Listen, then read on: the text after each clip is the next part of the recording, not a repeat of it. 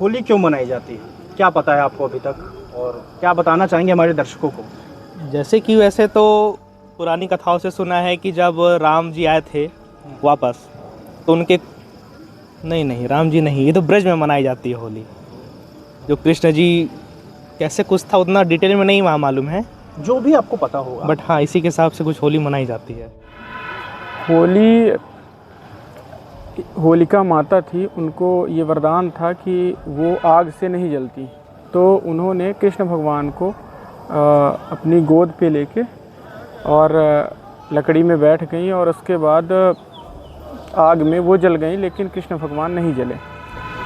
तो उसी के उपलक्ष्य में हम लोग होलिका दहन का एक कार्यक्रम करते हैं और उसमें जो बुरी नज़रें होती हैं उनको उतार के और जला के ये त्यौहार मनाते हैं। इसीलिए मेरे समझ से होलिका का त्यौहार मनाया जाता है। ये होली हमारा राष्ट्रीय त्योहारों में गिना जाता है। होली हिंदू धर्म के अनुसार बहुत महत्वपूर्ण त्यौहार है, इसीलिए इसे बहुत उत्साह के साथ मनाया जाता कि वो उनको अग्नि से वो है, मतलब जलेंगी नहीं।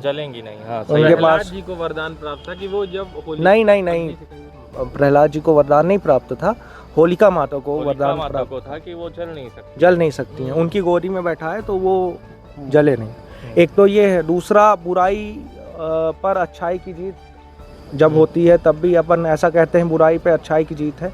और एक दूसरा होली और फिर वो फगुआ या रंग खेलने वाला जो त्यौहार होता है, उसमें हमेशा हम देखते हैं कि पुरानी जो दुश्मनियाँ रहती हैं या गिले शिकवे जो होते हैं वो उसमें ख़त्म हो जाते हैं, दूर हो जाते हैं। मेरा होली प्रहलाद भक्त थे भगवान विष्णु के, तो भगवान विष्णु की भक्ति मतलब उनकी कोई सीमा पार नहीं थी। वो इतने बड़े भक्त थे प्रहलाद भगवान विष्णु के। पर जो उनके पिता थे हिरण्यकश्यप, वो ये चाहते थे कि ये मेरी पूजा करे, लेकिन प्रहलाद के साथ में ये संभव नहीं था।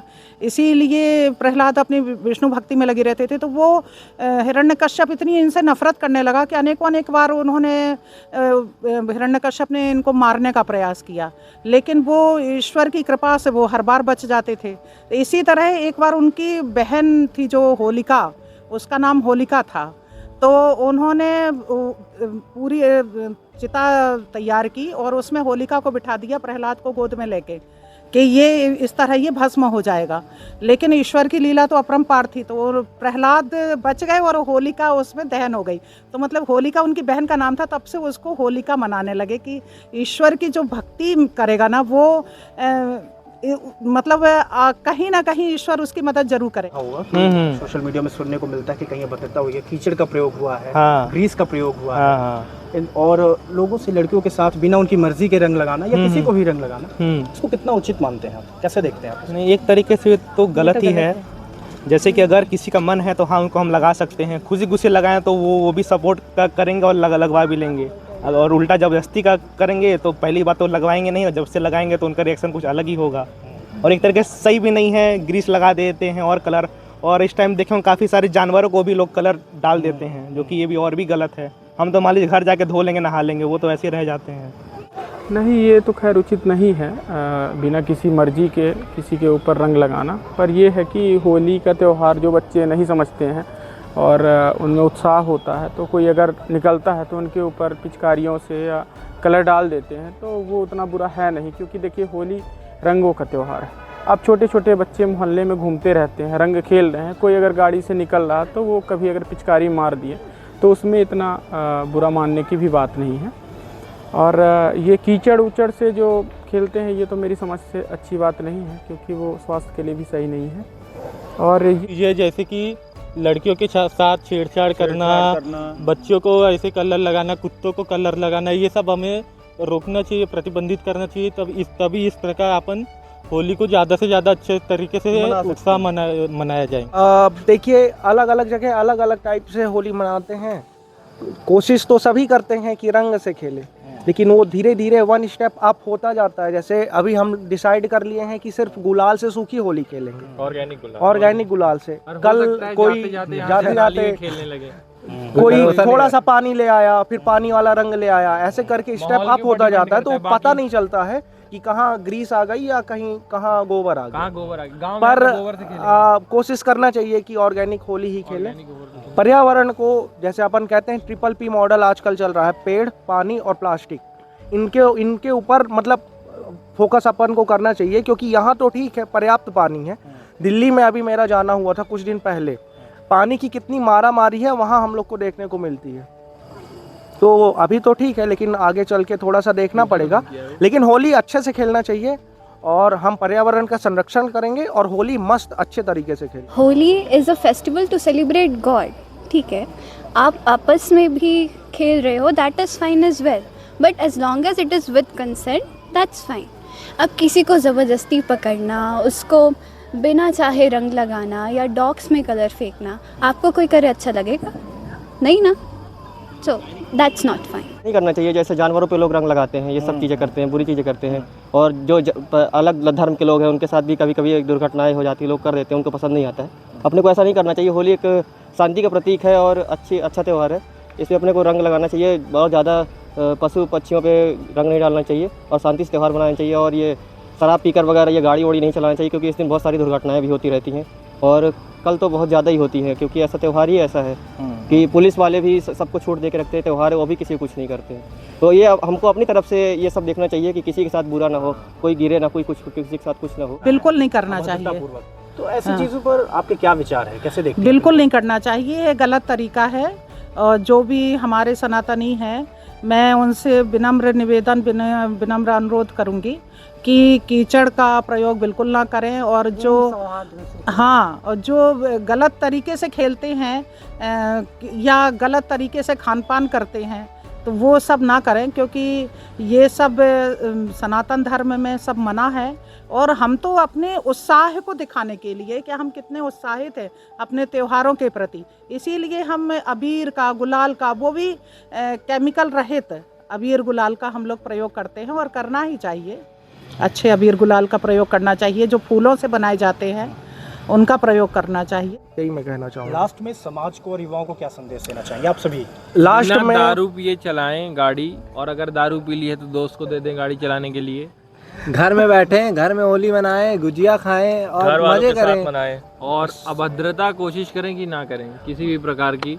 और होली आपस में खेलें, लड़का लड़के के साथ खेलें, लड़का लड़की के साथ मत खेलें। नहीं, मैं तो कंसेंट लेके खेलें। आपकी भौजी हो या आपकी शादी हो गई हो। और मैं तो देना चाहूँगा, खेलना ही है होली, सबको खेलना है। कंसेंट के साथ कई लड़के हैं जो होली के दिन बैठ जाते हैं अंदर, बोलते हैं होली नहीं खेलनी है, हमारे बीच के हैं। लेकिन मैं कहना चाहूँगा सबको होली खेलना चाहिए। त्योहार है, अपने धर्म का त्योहार है। धीरे धीरे संस्कृतियाँ खत्म हो रही हैं, इन सब चीज़ों को अपन को आगे लेके चलना है। और अगर संस्कृति खत्म हुई, देश खत्म हो जाएगा, और देश खत्म हुआ तो हम सब खत्म हो जाएंगे। और होली खेलना है। आप सभी को हैप्पी होली मैसेज देना चाहते हैं कि होली मनाइए, ऐसी मनाइए कि सब के लिए वो सही हो। बहुत लोग क्या करते, पी के भी गाड़ी वाड़ी चलाते हैं, ये सब करते, तो वो सब ना करें। हाँ, शराब पी करके भी, और ज़बरदस्ती किसी को रंग ना लगाएं, सबके साथ खेलें हंसी खुशी। संदेश है कि शांति बनाए रखें जहाँ भी रहें, और होली का त्यौहार है, शांति से अपने अपने कोशिश करें कि आज कल अपने घर में ही रहें, सब कोई अपने परिवार के साथ होली मनाएं, जिससे कि आप कहीं बाहर निकले तो आप किसी दुर्घटना का भी शिकार हो सकते हैं।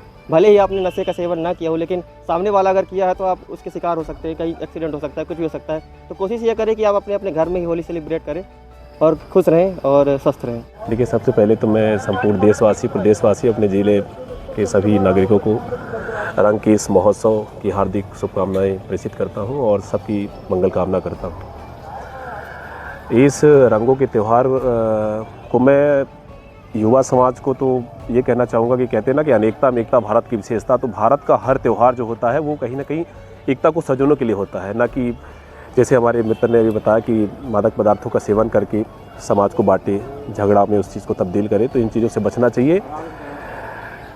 मैं अपने माध्यम से समाज से गुजारिश करता हूं कि जो मेल मिलाप का संबंध है उस पर खूबसूरती लाने के लिए एक भाईचारे की भावना से आप मिलें, मादक पदार्थों का परित्याग करें, किसी के साथ जोर ज़बरदस्ती ना करें, वाहन तेज़ ना चलाएं, नशे के प्रति सावधान रहें और अपने से जो बड़े हैं उनके प्रति सम्मान रखें। और कहीं ना कहीं एक दूसरे का जो जुड़ाव है और जो धार्मिक उत्पीड़न का मामला आता है कि वो मुस्लिम धर्म के हैं, ये हिंदू धर्म के हैं, ये नहीं मनाना चाहिए, इनसे नहीं मिलना चाहिए, तो उन चीज़ों को नकार के कहीं ना कहीं एकता में तब्दील करना चाहिए। मैं यही गुजारिश करता हूँ सबसे। अपने फ्रेंड्स के साथ होली खेलो, बिना कंसर्न किसी को कलर्स मत लगाओ, और चाहे तो पक्के रंग बिल्कुल मत लगाओ क्योंकि वो छूटते नहीं हैं, एलर्जी हो जाती है, स्किन प्रॉब्लम्स होती हैं।